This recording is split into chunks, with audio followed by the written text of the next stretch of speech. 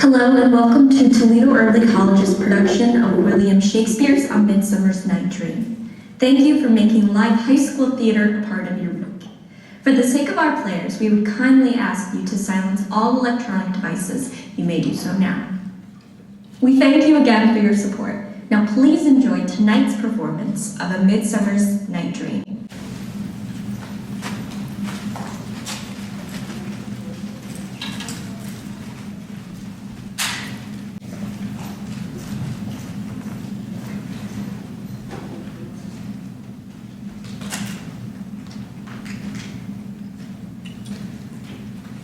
Come now, Paulina. Our nuptial hour draws on face. 4 happy days bring another moon. But oh, methinks how slow this old moon wanes. She lingers my desires. 4 days will quickly steep themselves in night. 4 nights will quickly dream away the time. And then the moon, like to a silver bow, new bent in heaven shall behold. The night of our solemnities. Hippolyta, I wooed thee with my sword and won thy love, doing thee injuries. But I will wed thee in another key, with pomp, with triumph, and with reverence. Happy be Theseus, our renowned Duke. Thanks, good Edges. What's the news with thee? Full of vexation come I with complaint against my child, my daughter Hermia. Stand forth, Demetrius, my noble lord. This man hath my consent to marry her. Stand forth, Lysander, and my gracious Duke. This man hath bewitched the bosom of my child. Thou, Lysander, thou hast given her rhymes and interchanged love tokens with my child. With cunning hast thou flinched my daughter's heart, turned her obedience, which is due to me, to stubborn harshness. And my gracious Duke, be it so she will not hear before your grace consent to marry with me. I beg the ancient law of Athens, as she is mine, I do still close of her. And it shall be either to this gentleman or to her death, according to our law immediately provided in this case. What say you, Hermia? Be advised, fair maiden, to you your father should be as a god, and one to whom you are but as a foreign in wax, by him imprinted, and within his power to lead the vigor or disfigure. Demetrius is a worthy gentleman. So is Lysander. In himself he is, but in this time, wanting your father's voice, the other must be held the worthier. I would my father look, but with mine eyes. Rather with your eyes must his judgment look. I do entreat your grace to pardon me. I may not know by what power I may bold, but I beseech your grace, for I may know the worst that may befall me in this case if I refuse to wed Demetrius. Either to die the death, or to adjourn forever in society of men. Therefore, fair Hermia, question your desires, know what your need, examine well your blood, for if you feel not your father's choice, you can endure the library of another. So will I grow so did lack my lord, ere will my virgin patent unto his lordship, who unwishes my soul consents not to sovereignty? Take time to pause, and by letting the sealing day betwixt my love and me. Upon that day, either prepare to die for disobedience to your father's will, or else to wed Demetrius, as he would, or on Diana's altar, which asks for I austerity and single wife. Relent, sweet Hermia, and Lysander, yield thy praise title to my certain right. You have her father's love, Demetrius. Do you marry him? Scornful Lysander, truly hath my love, and what is mine, my love shall render him, and she is mine, and all my right I do estate unto Demetrius. I am my lord as well thrived as he. My love is more possessive than his, and my fortunes are in every way fairly ranked as Demetrius's. And besides, of all boast can be, I'm in love with Miss Hermia. So why should I not then persecute my right?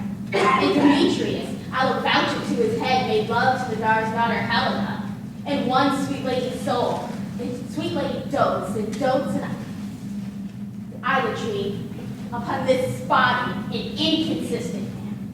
I must confess that I've heard so much. Demetrius, come, and come, Edges. You shall go with me. I have too tired of schooling for you both.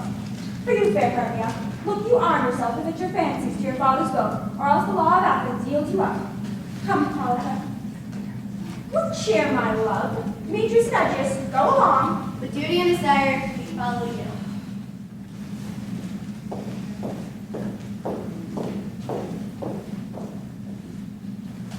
How now, my love? Why are your cheeks so pale?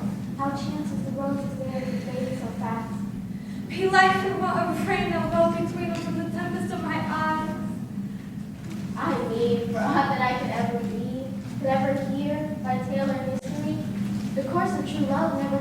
smooth. Either it was different. Oh, how to choose love from another's eyes. Let us teach our child patience because it is a customary cross. As due to love as thoughts and dreams and sighs, wishes and tears, poor fancy's followers. A good persuasion. Therefore hear me, sweet Henry. I have a little aunt. Her house is remote 7 years. She respects me as her only son. There I will marry thee. If thou lovest me then, steal forth your father's house tomorrow night, and in the wood I will wait thee. My good Lysander, I swear to thee, by Cupid's strongest bow, by all the vows ever men have broke, in number more than women had ever spoke, in that place thou hast appointed me, tomorrow truly I will meet with thee. Keep promise, love. Look, here comes Helena. Godspeed for Helena. Whither away? Call you me fair? That fair goes say. Demetrius loves your fair. Oh, happy fair, sickness is touching. Oh, were favor so, yours I would catch, Hermia. Were the gold mine, Demetrius being mated, yours I give to be to you translated. Teach me how you look, and with what art do you sway the motion of Demetrius' heart? I frown upon him, yet he loves me still. All that your frowns, but teach my smile such skill. I give him curses, yet he gives me love. Oh, that my prayers of such affection move. The more I hate, the more he follows me. The more I love, the more he hated me. His folly, Helena, is no fault of mine. None but your beauty would that fall for mine. Take comfort. He shall no more see my face, for Lysander and myself will fly this place. Tomorrow night, the Athenian gates be undivided. And in the woods, there Lysander and myself will meet, and as Athens turn away our eyes to seek new friends in stranger companies. Farewell, sweet playfellow, pray thou for us, and good luck grant thee thy Demetrius.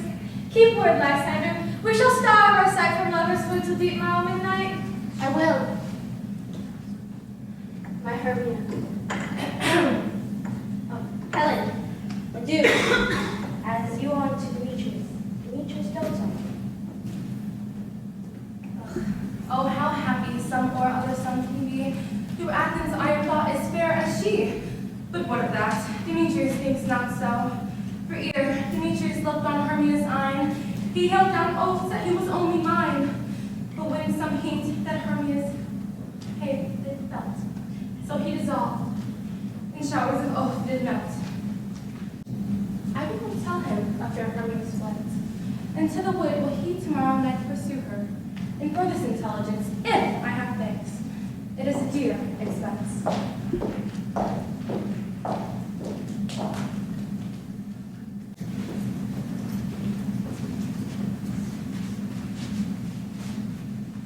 Is all our company here?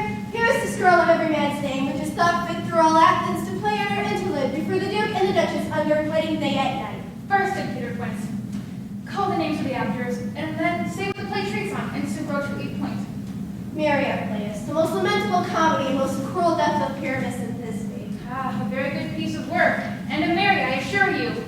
Now, good Peter Quince, call the names of the actors by a scroll. Masters, spread yourselves. Nick Bottom the Weaver, Ready! Name a part of my foreign proceed. Eunuch Bottom are set down for Pyramus.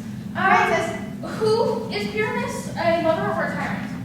A lover that kills himself most gallant for love. Flute. That'll take the true tears in the performing of it. If I do so, let them look to their eyes. I will draw storms. I will condole in some measure. Now name the rest of the players. Francis Flute, fellows Mender's Flute, you must keep Thisbe on you.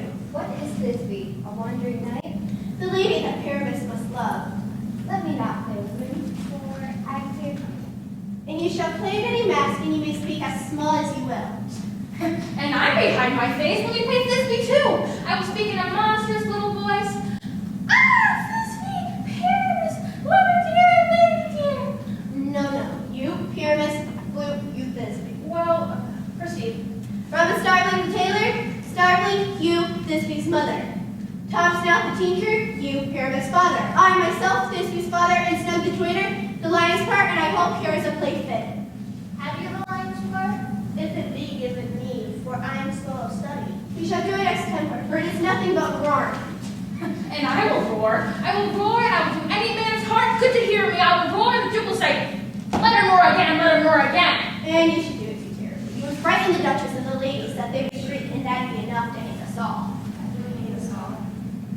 Therefore you must play no man but Pyramus, for Pyramus is a sweet face, a proper man, as one shall see in a summer's day, a most gentlemanlike man. Therefore you must needs play Pyramus. Well, I will undertake it. What beer do I must play in? You shall play bare face, but masters, here are your parts.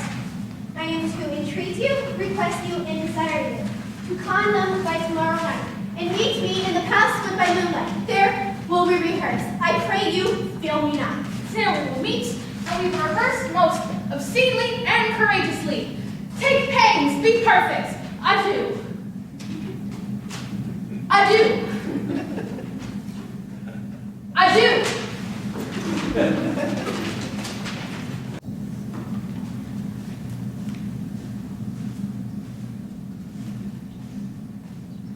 How now, Spirit? What a wonder you? Over hills, over dales, thorough bunch, thorough barrier, over park, over pale, thorough flood, thorough fire. I do wander everywhere. Farewell, the love of spirit. I'll be gone. Our queen and all our elves come here anon. The king doth keep his revels here tonight. Take heed, the queen come not within his sight. For Oberon is passing foul in wrath, because she, as her attendant, hath a lovely little boy, stolen from an Indian king. She never had so sweet a changeling. And jealous Oberon would have this boy knight of his train to trace the forest wild, but she perforce withholds the ploy, crowns him with flowers, and makes him all of her joy. And now they never see each other in green or grove. Either I mistake your faith and make him quiet, or else you are that truant and mad spirit called Robin Goodfellow. Are not you he? Thou speakest right. I am that merry wanderer of the night. But groom fairy, here comes Oberon. And here is my mistress.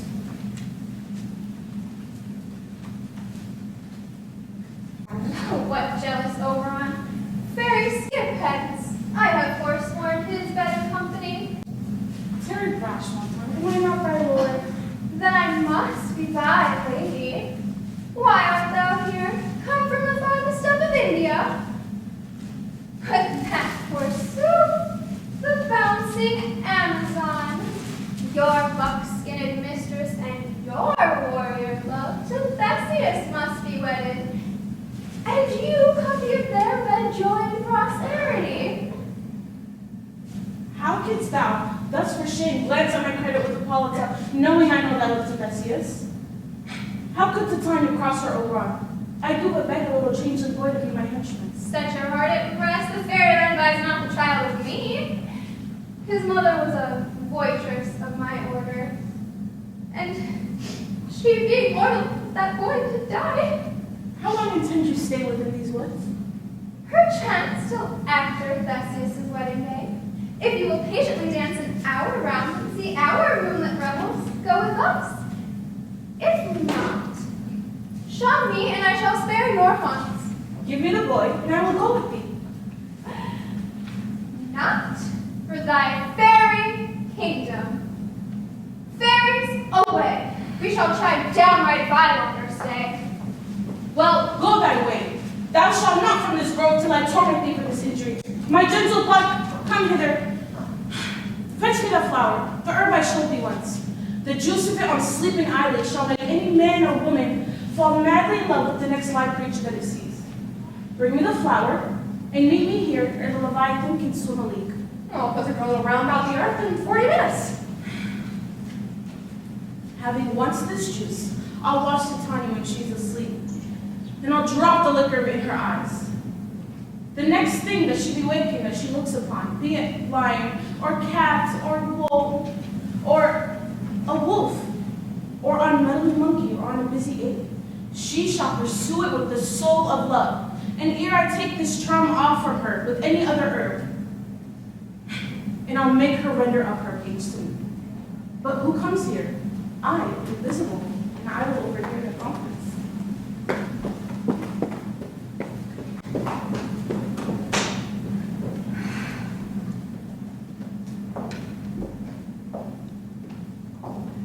I love thee not. Therefore, pursue me not. Where is Lysander and fair Hermia? The one I'll slay, the other slay me. Thou toldst me they were stolen unto this wood, and here I am. Hence, get thee gone and follow me no more. You draw me, you hard-hearted adamant. Do I entice you? Do I speak you fair, or rather, do I not, in plainest truth, tell you I do not, nor cannot love you? And even for that do I love you the more. I am your spaniel, and Demetrius, the more you lead me, I will fawn on me. Use me but as your spaniel. Strike me, spurn me, neglect me, lose me, only give me leave, unworthy as I am to follow you. What worse a place can I beg in your love than a place of higher respect with me than to be used as but you use your dog? Tempt not too much the hatred of my spirit, for I am sick when I look on thee, And I am sick when I look back on you. You do impeach your modesty too much. To leave the city and commit yourself into the hands of a man who loves you not, to trust the opportunity of the night and the ill counsel of desert place with the rich worth of your virginity. Your virtue is my privilege, for it is not night when I do see your face, nor doth this wood lack worlds of company. For you, in my respect, are all the worlds. Then how can it be said that I'm alone when I have all the world to look on me? I will not stay thy questions. Let me go. Or, if thou followest me, do not believe but I shall do thee mischief in the woods. Fie, Demetrius, your wrongs do set a scandal on my sex. We were not made to fight as men may do. We should be wooed, and we're not made to woo. I'll follow thee and make a heaven of hell to die upon the hand I love so well. Fare thee well, nymph. Thou shalt from this grove, and thou shalt fly and seek thy love. Hast thou the flower there? Aye, there it is. I pray thee, give it to me. I know a bank where the wild thyme blows, where ox lips and the nodding violet grows, over canopied with luscious woodbine, with sweet musk roses and eglantine. There slips a tiny sometime in the night. I'll take the juice of this, and I'll streak her eyes and make her full of hateful fantasies. Take some of it, and see through this grove. A sweet Athenian lady has fallen in love with a disdainful youth. Anoint his eyes, but only do it when the next thing he espies may be the lady.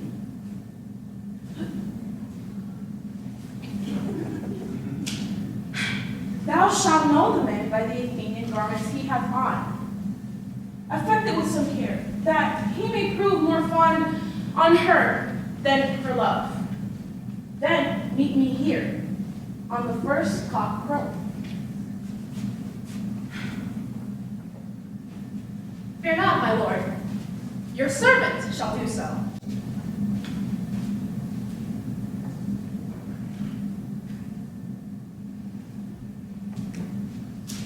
To your offices and let me rise.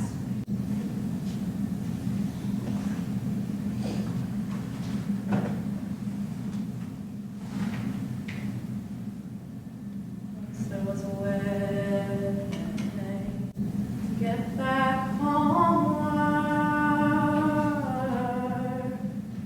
Oh, once there was a way to get back home. Sleep, pretty darling, do not cry, and I will sing a lullaby. Golden slums that spilled over eyes, smiles away when you rise. Sleep, pretty darling, do not cry, and I will sing a lullaby.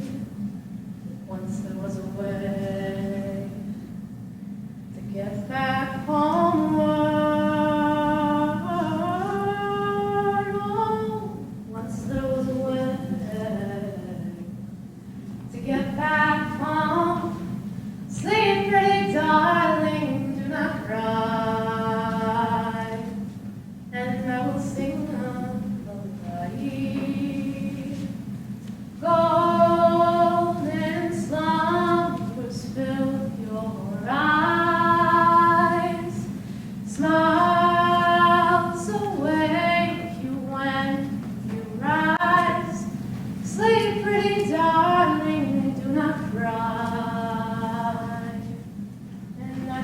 sing of lullabies, and I will sing of lullabies.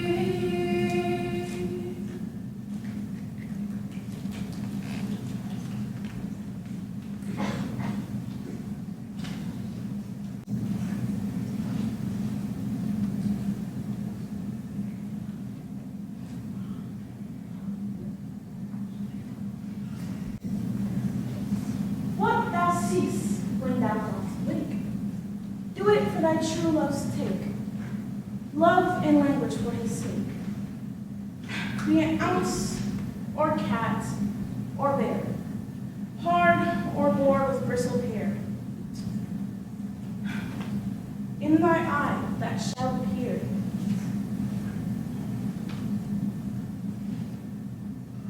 when thou wakest, it is thy year. Wake, when supply of thing is used.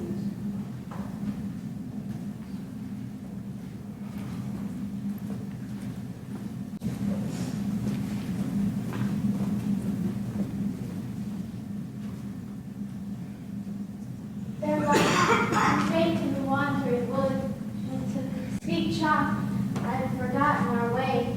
And here you will rest us if you think it good for the comfort of the day. Be it so, Lysander. Find you at a bed, for upon this bank I will rest my head. One turf shall serve as a pillow for us both. One heart, one bed, two bosoms, and one chalk. My good Lysander, for my sake, my dear, lie further off. Do not lie so near. Oh, sweet taste sense, love takes the meaning of love confidence. Well, what I mean, our hearts are so close and near, you could make but one heart. Lysander riddles me very prettily, but gentle friend, for in love and for courtesy, lie further off. In human modesty, such separation may as well be said as a virtuous bachelor and maid. So far be distant. And good night, sweet friend. Thy love never alter till thy sweet life end. Amen, amen to that fair prayer. Say I, Lysander, sleep, give me all this rest. Through the forest I have gone, but Athenian I found none. On whose eyes might I apply this flawless force and stirring love? Night and silence. Who is here? Athenian garments he doth wear. This is he. My master said, despise the Athenian maid. And here the maiden, sleeping sound on the dank and dirty ground. Oh, pretty soul. She does not lie near this lack love, this kill courtesy. Oh, churl upon thy eyes. When thou wakest, let love forbid sleep on thy eye. So awake when I am gone, for I must now to Oberon. Stay, though thou kill me, sweet Demetrius. I charge thee, husband, do not haunt me thus. Oh, wilt that darkling leave me? Do not so. Stay on thy peril. I alone will go. Oh, I am out of breath in this long chase. The more my prayer, the lesser is my grace. Happy is Hermia wherever so she lies, for she hath blessed and attractive eyes. How came her eyes so bright? Not with salt tears. If so, my eyes are oftener washed than hers. No, I am as ugly as a bear, for beasts that meet me run away for fear. Therefore no marvel, Demetrius do, like a monster clutter my presence thus. What wicked and disassembling glass of mine make me compare to Hermia's fiery eye? But who is here? Lysander? On the ground? I see no blood, no wound. Is he dead or alive? Lysander, good sir, awake. Through fires I will for my sweet sake. Transparent Helena, nature shows art, and through nature Through your bosom I can see your heart, fair Helena. Do not say so, Lysander. Say not so, but though he loved your Hermia. Lord, what though? Hermia still loves you. Then be content. Content with Hermia? I repent every tedious minute with her I have spent. Wherefore was I to this keen mockery born? When at your hands did I deserve such scorn? Is it not enough, young man, that I never nor never can deserve anything but a sweet look from Demetrius' eye? I thought you a more lord of true gentleness. Oh, that a lady of one man refused could of another, therefore, be abused.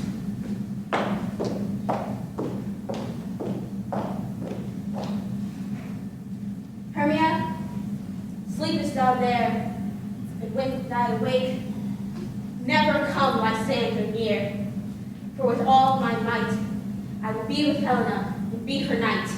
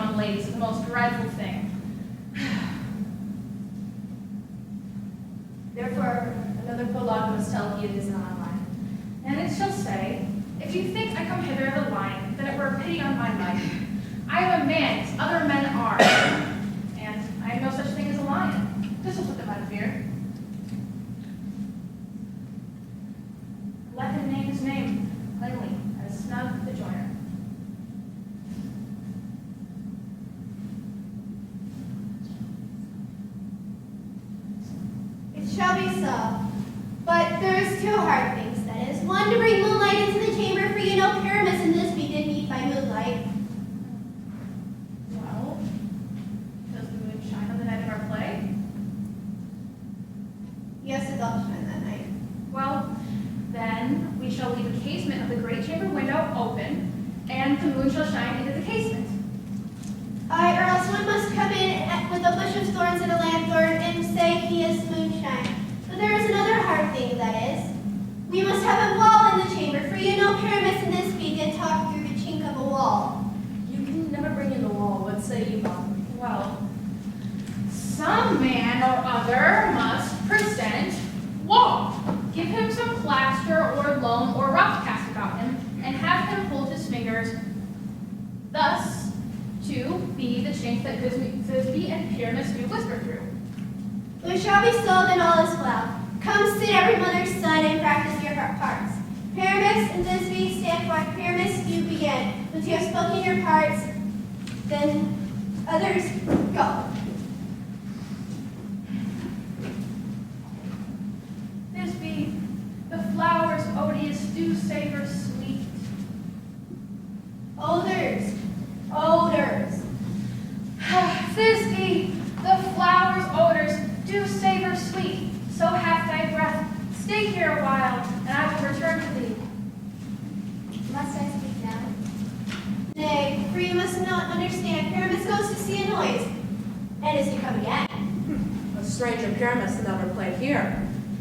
Most radiant Pyramus, as truest horse that yet would never tire, I'll meet thee, Pyramus, at Ninny's tomb. It is true, man, why you must not speak that yet, for you were just responding to him. As truest horse that yet would never tire. Thisby, if I were fair, I am only thine. Oh, monster so strange, we are haunted. Pray masters, fly masters, help!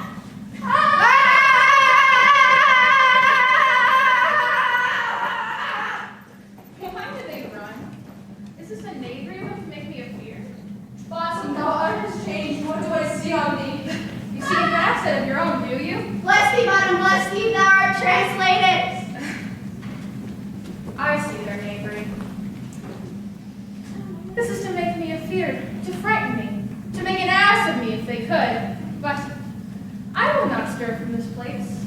I will walk up and down and what will I do?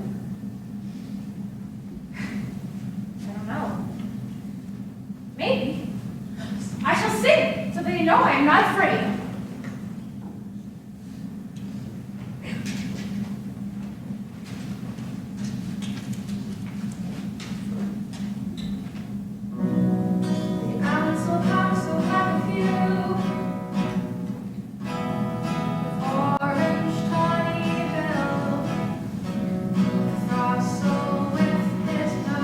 What an angel waits me in my flowery bed.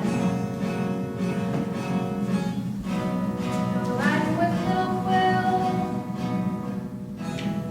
Finch the sparrow and the lark, the plain song cuckoo bird, whose voice so full many man doth mark and dare not answer nay.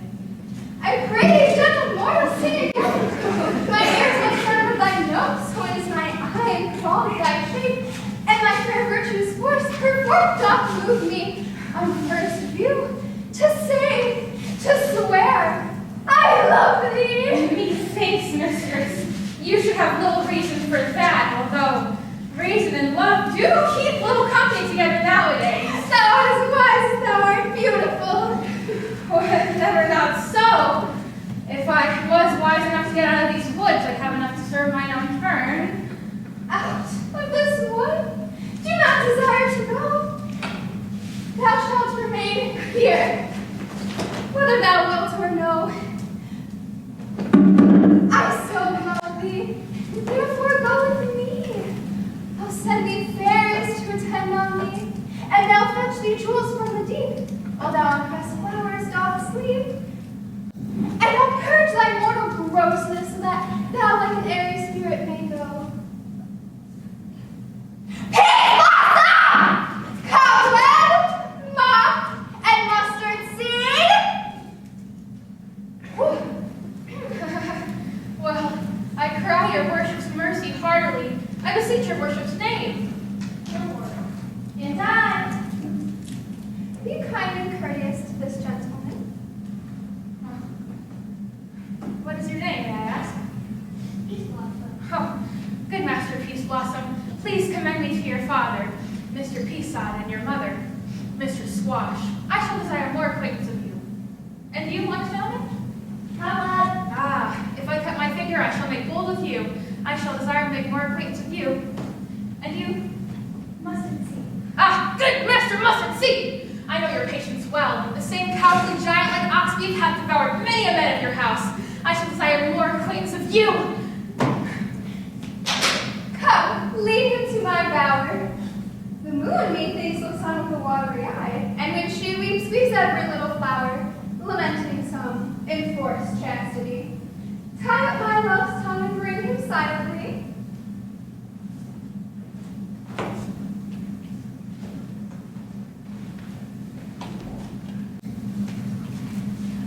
I wonder if Titania be awaked. Then what it was that next came in her eye.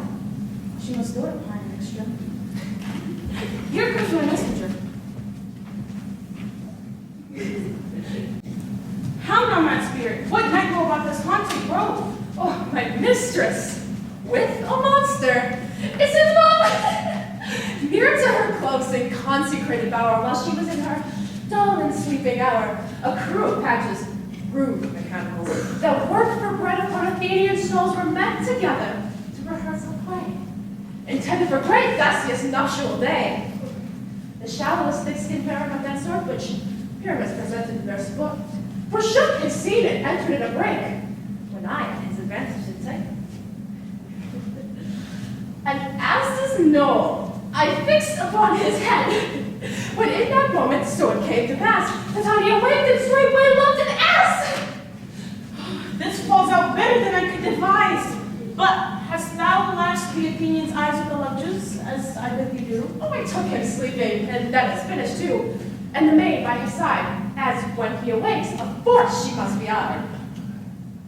Stand close. This is the same Athenian. This is the woman, but not this the man. Oh, I rebuke you, him that loves you so. Lay breath so bitter on your bitter fall. What's this to my bystander? Where is he? Ah, good Demetrius, wilt thou give him me? I had rather give his carcass to my house.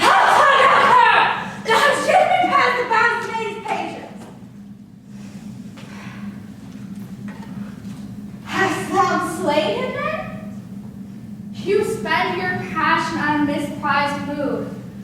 I am not guilty of bystander's blood, nor is he dead, for aught that I can tell. I pray thee, tell me that he is well. And if I could, what should I get I there? pray that you never to see me no more, and from thy hand and presence spoil thyself. See me no more, whether it be dead or no. There is no following her in this fierce vein. Here, therefore, for a while I shall remain. So sorrow's heaviness doth heavier grow, for that bankrupt sleep doth sorrows up, which now in some slight measure it will pay, if for his tender here I make some stay.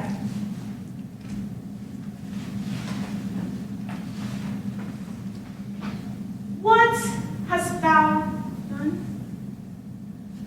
Thou hast mistaken quite and laid the love juice on some true love's sight.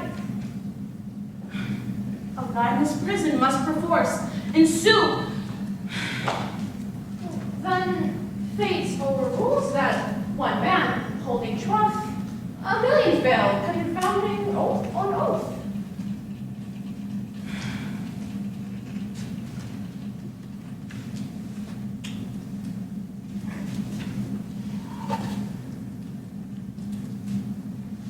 Flower of this purple dye, hit with Cupid's archery, sink in the eye of his eye. When his love he doth espy,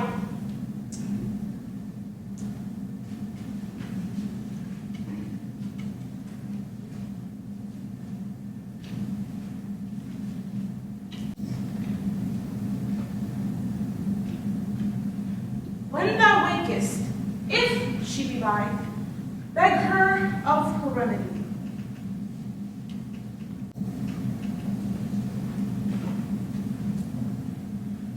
For fair King Oberon, I shall grab Helena, and with that we shall fix this mistake.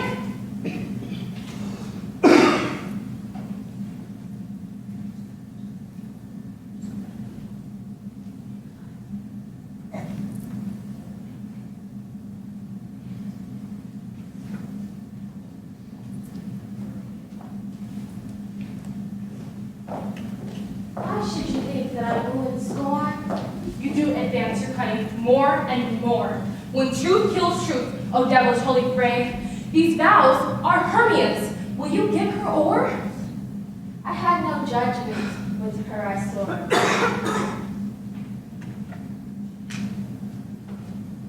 How could you say such a thing before Hermia is here? Demetrius, I love thee, and Demetrius does not love thee. Oh, Helena, goddess, nymph, perfect divine, thy lips, those kissing cherries tempting grow. Let me kiss this princess of pure white, this seal of bliss. O spite, O hell, I see you all are bent to set against me for your merriment. If you were men, as you art in show, you would not use a gentle lady show to vow and swear and to super praise my parts when I am sure you hate me with all of your hearts. You both are rivals and love Hermia, now both rivals to mock Helena. Demetrius, you are unkind. You love Hermia. This I know that you know. Never did mockers waste such idle breath. Lysander, keep thy Hermia. I will none. If ever I loved her, all that love is gone. My heart to her but as guest wise sojourned. And now to Helen is at home returned, there to remain. Helen, it is not so. Disparage not the faith thou dost not know. Look where thy love comes, yonder is thy dear. Thou not mine eye, Lysander, found my ear. I think it, but why unkindly dost thou leave me so? Why should I stay when love doth press to go? What love could press Lysander from my side? Lysander's love for Helena, the warring cries and flies, nights. Oh, fair Helena.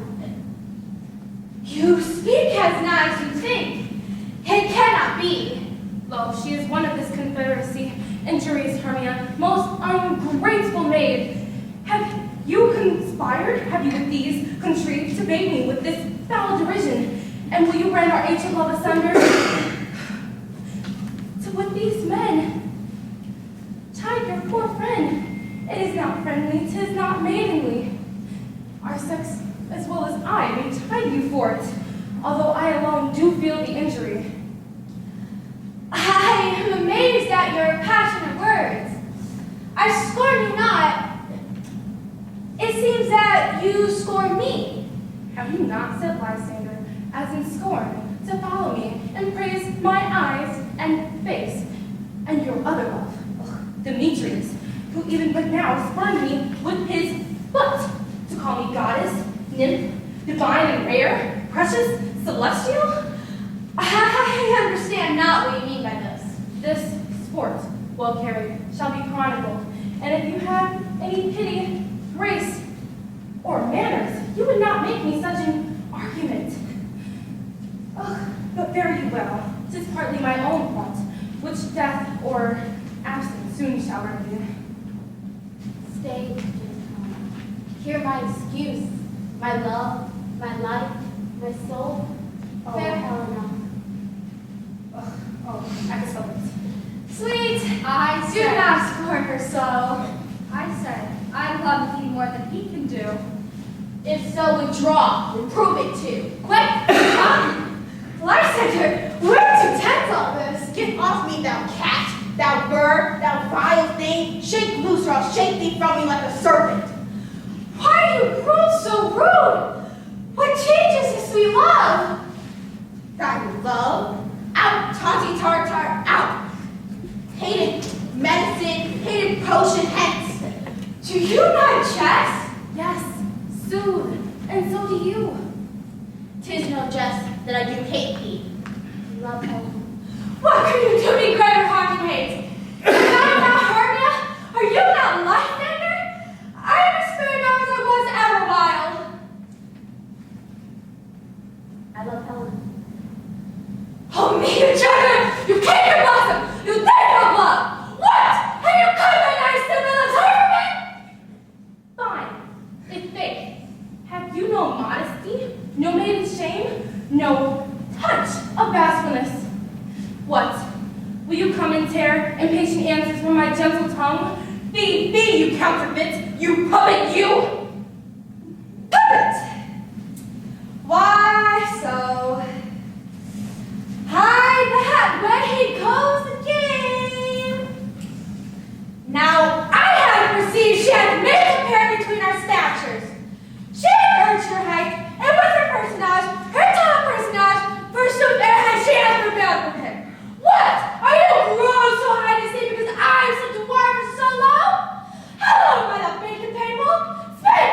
Hello, am I? How you name as a mother's creature that thine eyes? Oh. I pray you, gentlemen, though you mock me, let her not hurt me. I was never cursed. I have no gift at all in shrewishness. I am a bright name for my cowardice, And you may think, because she is something lower than myself, that I can match her. Lower! Hurricane! Good Hermia, do not be so bitter with me. I evermore did love you, Hermia. Did ever keep your counsels, never wronged you, save that, unloved to Demetrius. I told him of yourself into this wood. He followed me, for love I followed him, though he hath chid me hence, to strike me, to spurn me, nay, to kill me too. And what? Will you let me bear my folly back to Athens? I will not follow you no further. Let me go. You see how simple and how fond I am. I get you caught! Who is it that hinders you? A foolish heart that I leave here behind. What? With Lysander? With Demetrius. Fear not, fair Helena, she shall not harm thee. No, sir, she shall not, though you take her part. What keen and shrewd attitude. When we went to school, she was a vixen. And though she be but little, she is fierce. Little cat! Not even a little! Why are you suffering to flaunt me thus? Let it come to her! Get out, you dwarf! You minimus of not grass maid! You bead! You acorn! Let her alone. Speak not, Helena. Take not her part. For if thou dost have never so little show of love to her, thou shalt buy it. Now she holdeth me not. Follow if thou darest to see who is thine and mine and most in Helena. Follow? Nay. I'll go with thee cheek by jowl. You mistress! All this coil's along of you! Nay, go not back! I no longer trust you. I no longer stay in your cursed company. Your hands and mine are quicker for a fray. My legs are longer though to run away. I am amazed. I don't know what to say.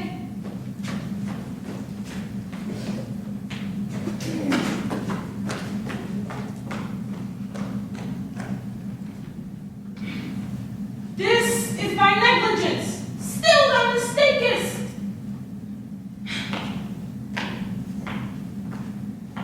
Believe me, King of Shadows, I mistook. Did not you tell me to know the man by the Athenian garments he hath on? Oh, yeah. And so far blameless proves my enterprise that I have anointed nothing in his eyes. And I am glad I did so, as they're jangling and steep a sport. Thou seest these lovers seek a place to fight. Hide, therefore, Robin, overcast the night. Then crush this herb into Lysander's eye, whose virtuous has all this property to erase the error. All this derision shall seem but a fruitless vision. Then I'll go to my queen and I'll beg her in the employ. I'll take this charm off from monster view, and then all things shall seem peace. Fair king, this must be done with haste.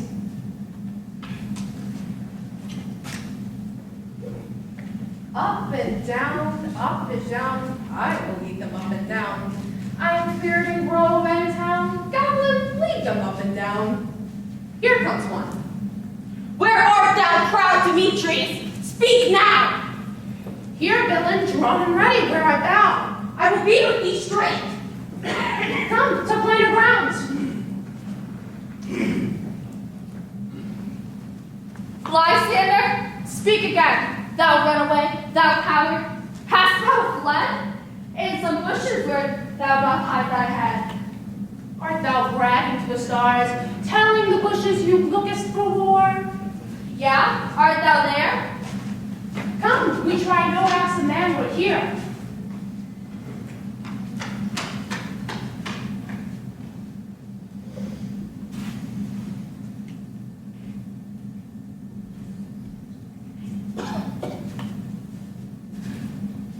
He goes before me, he still dares me on. I come where he calls, and then he is gone. This villain is much lighter heeled than I. I followed fast, but faster he did fly. Here I will rest me till gentle night When I wake, to Demetrius I will revenge this fight.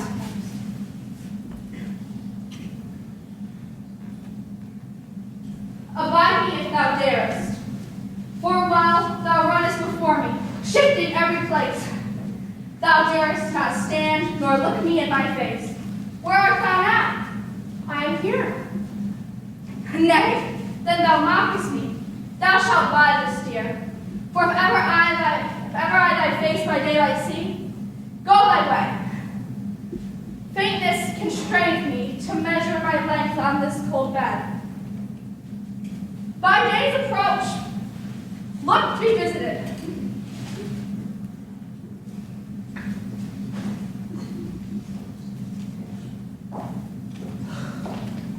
Oh, weary night. A long, tedious night. Steal me away from my own company for a while. Yes, but three? Come one more. Two of both kinds make four. Ah, there she is. Here I will rest me till the break of day. Heaven shield Lysander, if they be not fray.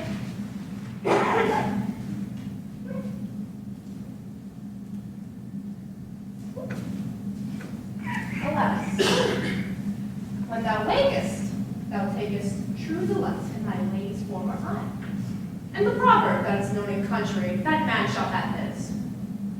Jack shall have Jill, none shall be ill, and all shall be well. The man will have his mare again.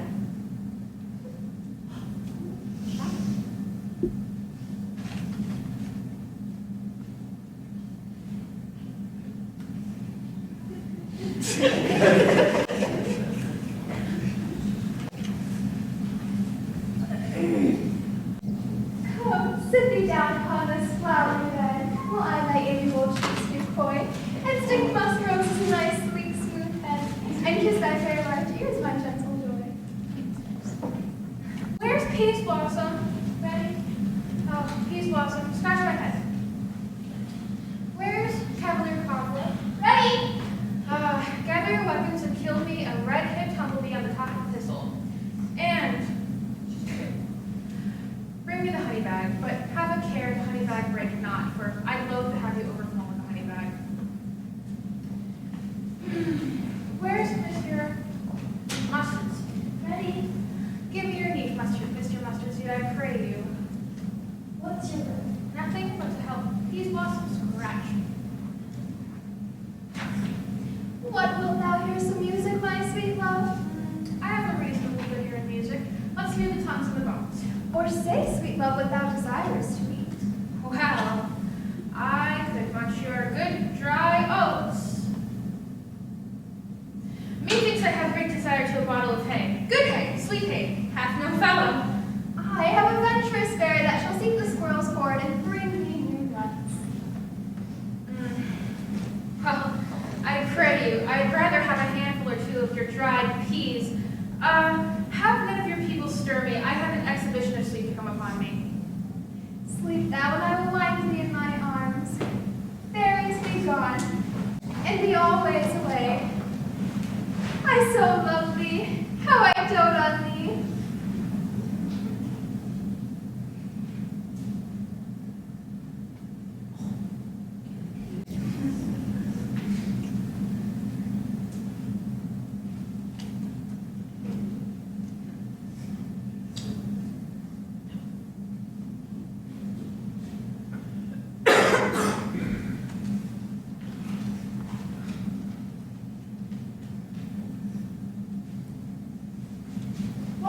Robin.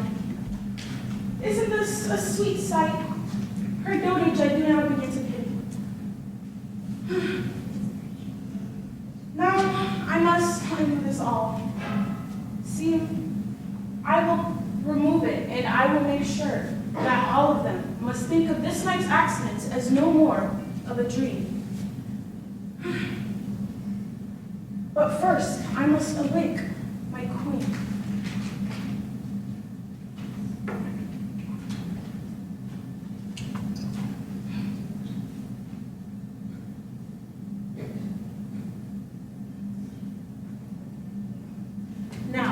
wake you, my sweet Titania, my beautiful queen. My overrun with visions have I seen. Methought I was enamored of an ass. Well, there lies your love. Okay, these things pass. Oh, how mine eyes do loathe his visage now. Silence a while. Robin, take him. Music hall. Music, oh music, such as charm and sleep. Now, Titania, take my hand and rock the ground whereon these sloppers weep. Now, when thou wakest with thine own fool's eyes gaze.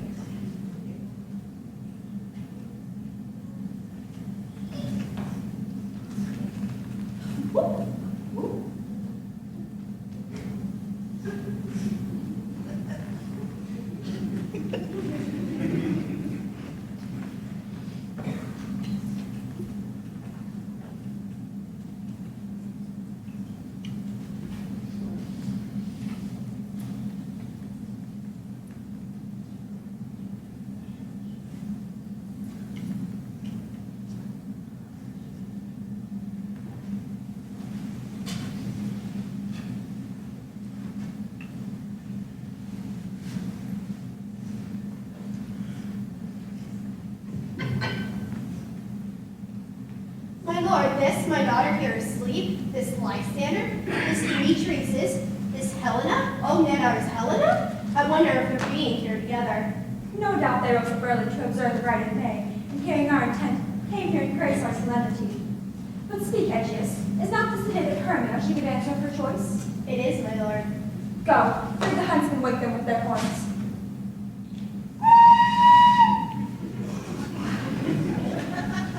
Good morrow, friends. St. Valentine is past. Begin these wood birds but to trouble now? I pray you all, stand up. I know you two are rival enemies. How comes this gentle concord in the world that hatred is so far from jealousy, to sleep by hate and fear no enemy? I replied amazingly, my lord, for I cannot say truly how I got here, but I do think that I came with Hermia to steal forth without the peril of Athenian law. Enough, my lord. You have heard enough. They would have stolen away, they would. Demetrius, you have your wife and me of my consent. Me, my consent of her to be your wife. My lord, fair Helen told me of their stealth, and this their purpose to hither out to the wood. And I in fury followed them, and Helena in fury in fancy followed me. But my good lord, I wot not by what power, and by some power it is, my love for Hermia melted as the snow, and the virtue of my heart, the object and pleasure of my desire, is only to Hermia or Helena. Fair lovers, you are fortunately met. Of this discourse we won't hear anon. Aegeus, I will overbear your will, for in the temple by and by with us these couples shall eternally be knit. Away with us to Athens, 3 and 3 will hold a feast and great solemnity.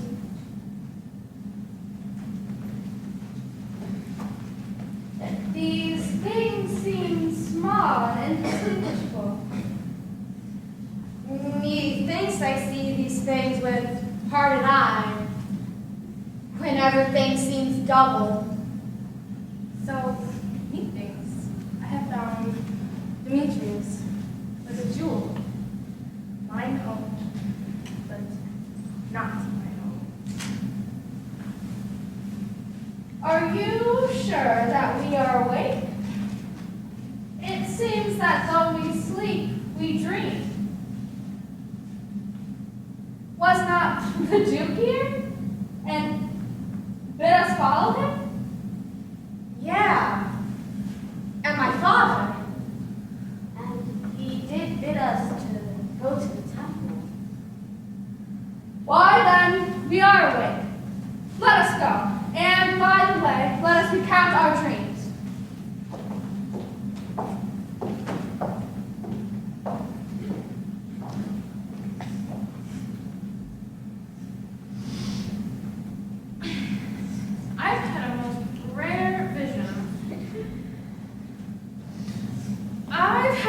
dream has the wit of a man to say what dream it was. Man is but an ass to go about to expound this dream. Methought I was, and methought I hadn't. Man is but a patch full if he will offer to say what methought I had. I will get Peter Quince to write a ballad of this dream. It shall be called Bottom's Dream because it hath no bottom. And I will sing it in the latter end of the play before the Duke.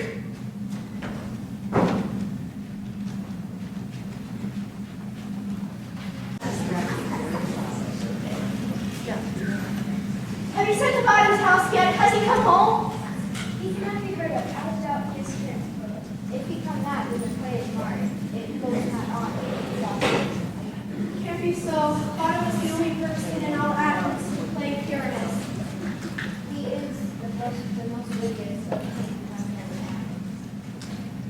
He must play Pyramus, for he has a sweet, paramour voice.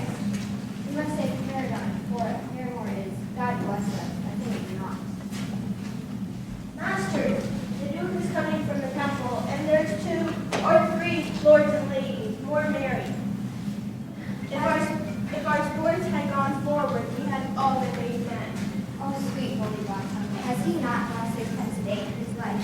He has not escaped 6 a day, and if you cannot pay him 6 a day, I'll be hanged.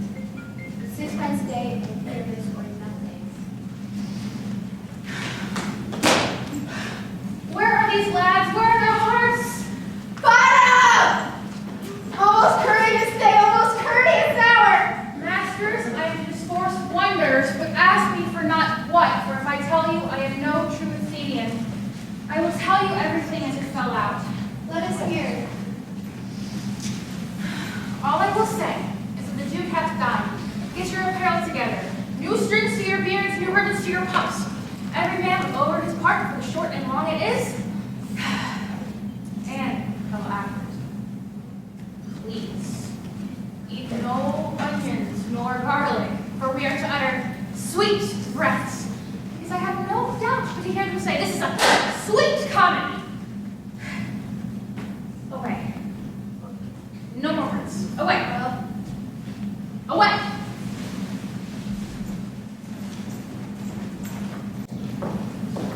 Here come the lovers, full of joy and mirth.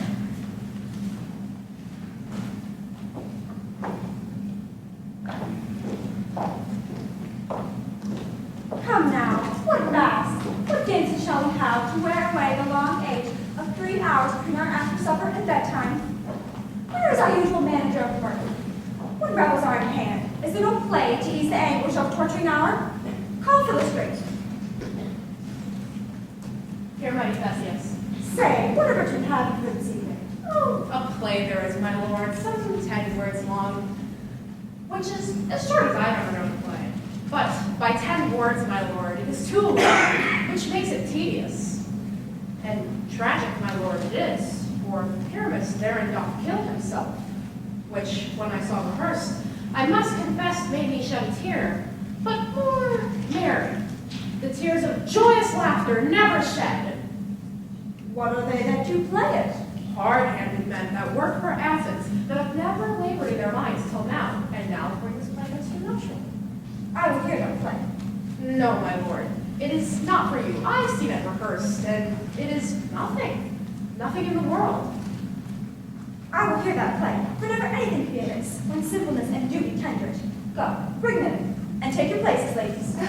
I love not to see wretchedness or charge and duty in his service perishing. Why, gentle sweet, you shall see no such thing. He says they can do nothing in this kind. The kind are we to give them thanks for nothing. Our sport shall be taken with vain mistake. Trust me, sweet, out of this silence yet I can go out of it. And in the modesty of fearful duty, I read as much as from the rattling tongue of saucy and audacious eloquence. Love, therefore, in tongue-tied simplicity and least speak boast to my capacity. So please, your grace, the prologue is dressed. Let him approach.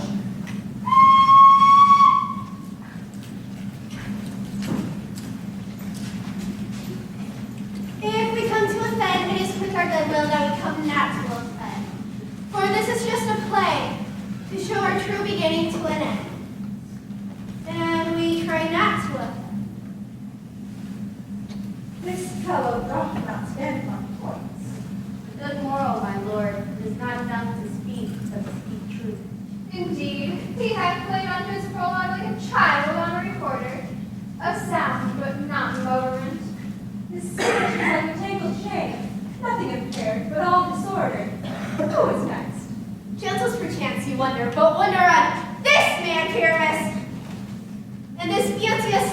Thisbe, this light has casted wall. This person with a bush of thorns and a lantern, I present moonshine. And then this bloody, boiling beast that did scare Thisbe away, who was first into the night to meet Paramus, I present lion. So let the wall, moonshine, and lovers twain, as this play comes to a beginning. I wonder if the lion be to speak. No wonder, my lord. One lion may what many asses do. In the servitude that befall I, one stout by name, present a wall. And such a wall as I would have you think had a cranny hole or chink that the lovers, dear Miss and Frisbee, did often whisper through. It is the wittiest partition that ever I heard, my lord. Here, Miss draws me the wall. Silence. Oh, grim looked night, oh night with hue so black, oh night whichever art when day is not. Alack, alack, alack! I fear my Thisbe's promise is forgot. Now will I to the wall, so I can spy my Thisbe's face. But what see I? No Thisbe do I see. Ah, wicked wall, cursed by these stones for deceiving me. The wall, methinks, being sensible, should curse again. No, sir. In truth, he should not. Deceiving me is Thisbe's cue. She is to come here now and spy me through the wall. It'll all fall past, as I told you. Ah, yonder she comes. O wall, full often hast thou heard my moans for parting my fair Pyramus and me. My cherry lips often kiss thy songs with air and a I see a voice. Now will I to the chink to spy my Thisbe's face. Thisbe! My love, thou art my love, I think. Think what thou will. I am thy lover's grace. Oh, kiss me through the hole in this vile wall. I kiss the wall's home, and I should live at all. Wilt thou meet at Needy's tomb straight away? Thy life, thy death, I come without delay. Thus have I wall, my part being discharged, and being so, wall doth away go. This is the silliest stuff that ever I heard. The best of this kind are with shadows, and the worst are no worse if imagination invent them. It must be your imagination then, not theirs. If we imagine no worse of them than they of themselves, they may pass for excellent men. Here yonder comes two noble beasts in, a man and a lion.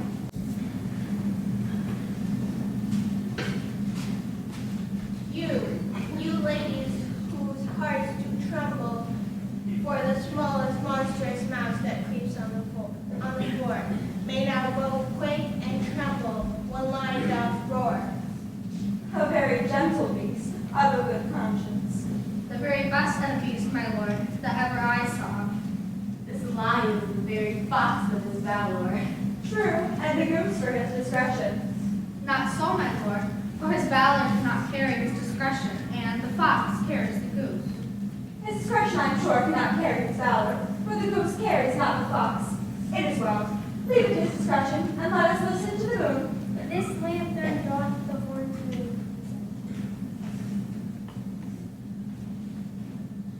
He should have worn the horns on his head. He was not crescent, and his horns aren't visible within the circumference. This lantern draweth the horn to me reason. Myself, the man in the moon, do seem to be. This is the greatest error of all the rest. The man should put to the landlord. How was the man in the moon? Why so? All these things should be within the landlord, if all these things are in the moon.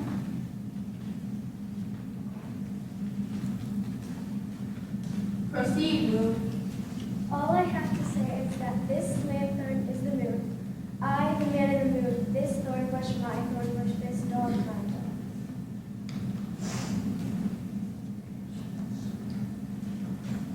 This is old lady's shoe. Where is my love? Oh, Roar. well roared, lion. Well run, Thisbe. Well shown, moon. Truly the moon shines with a good grace. Well passed, lion. And so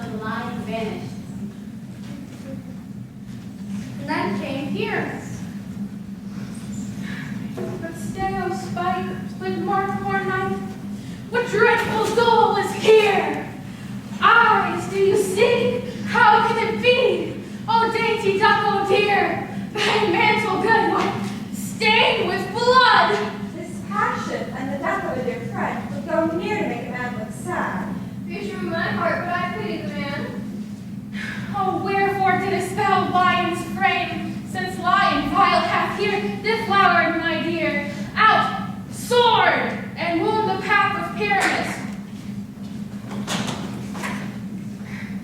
I, the left path, where the heart doth hop. Now am I dead, now am I fled, my soul is in the sky. Sun, lose thy light, moon, take thy flight. Now I die. With the help of Die. With the help of a surgeon, he might yet recover and prove an ass. How chance moonshine is gone before Thisbe comes back and finds her lover. She will find him by starlight. Here she comes, and her passion ends the play. I hope she will be brief. May hope she won't use such a long one for such pyramids. Asleep, my love, what dead, my dove? O Pyramus, arise. Speak. Speak. Come, sword, my breast improve. Farewell, friends, thus is the end. Adieu, adieu. Moonshine and light are left to bury the dead. Aye, and the wall, too. Not so. I assure you, the wall that parted their father's lands is down now. Would it please you to hear an epilogue or to see if Bergamask stands between two of our company? No epilogue, I pray, for your play needs no excuse. Never excuse. When all your players are dead, there needs none to be blamed. The iron took of midnight hath told 12. Lovers, to bed. 'Tis almost fairy time.